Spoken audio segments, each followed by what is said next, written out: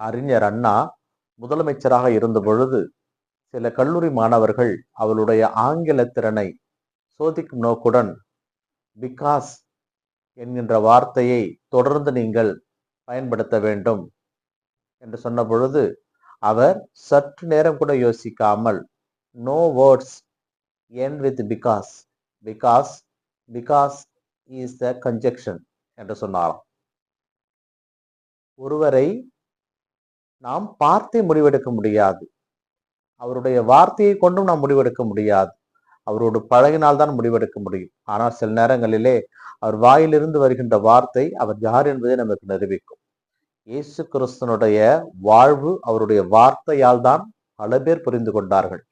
அவர் செய்த வல்ல செயல்கள், அவர் செய்த அதிசயங்கள், மக்களுக்கு அவர் ஆற்றிய சொற்பொழிவுகள், இதை அனைத்தையும் அவர் யார் என்பதை மக்களுக்கு காட்டியது.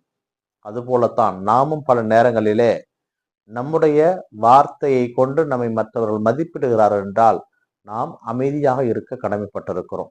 ஏனென்றால் பல வேளைகளிலே அமைதி நமக்கு வாழ்வை கொடுக்கும். எங்கே பேச வேண்டுமோ அங்கு பேசிவிட வேண்டும், எங்கே பேசாமல் இருக்க வேண்டுமோ அங்கு பேசாமல் இருந்து விட வேண்டும். அதனால்தான் நமக்கு வாழ்விலே மிகப்பெரிய அதிசயங்களை கொடுக்க கடவுள் இந்த வார்த்தையை நம்மை பயன்படுத்த கூற அழைக்கிறார். மனிதன் ஒருவனுடைய வார்த்தையை கொண்டு அவனுடைய வருங்காலம் முடிவெடுக்கப்படுகிறது. அதனால் நாம் பேசுகின்ற வார்த்தை, நம்முடைய செயல்பாடுகள் அனைத்தும் ஒன்றோடு ஒன்று ஒற்று போகிறதா என்பதை நாம் பார்க்க கடமைப்பட்டிருக்கிறோம்.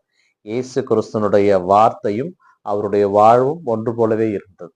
அதனால்தான் அவர் இன்றளவும் கடவுளாகவும் நம்மை போல மனிதராகவும் வாழ்ந்தார் என்பதை நம்மால் அறிக்கையிட முடிகிறது. பிரியமானவர்களே, இன்றைய நற்செய்தி வாசகத்தின் வழியாக நாம் இன்னும் கொஞ்சம் இயேசு கிறிஸ்துனுடைய வார்த்தையை, அந்த பழமொழியை நாம் சிந்திக்க கடமைப்பட்டிருக்கிறோம்.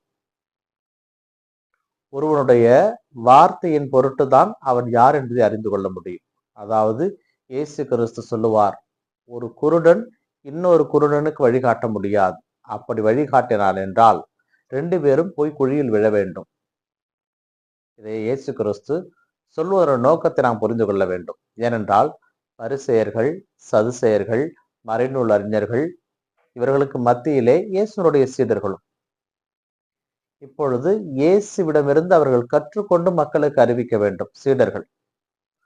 ஆனால் அவர்கள் ஏற்கனவே எந்த ஒரு பின்புலத்திலே வந்திருக்கிறார்கள் என்றால் அந்த பரிசேயர்கள், சதுசேயர்கள், மறைநூல் அறிஞர்கள் இந்த பின்புலத்திலிருந்து வந்திருக்கிறார்கள். அப்படி என்றால் இயேசு சொல்வது தங்களுக்கு ஏற்கனவே தெரியும் என்கின்ற ஒரு மனப்போக்கிலே அவர்கள் இருப்பார்கள்.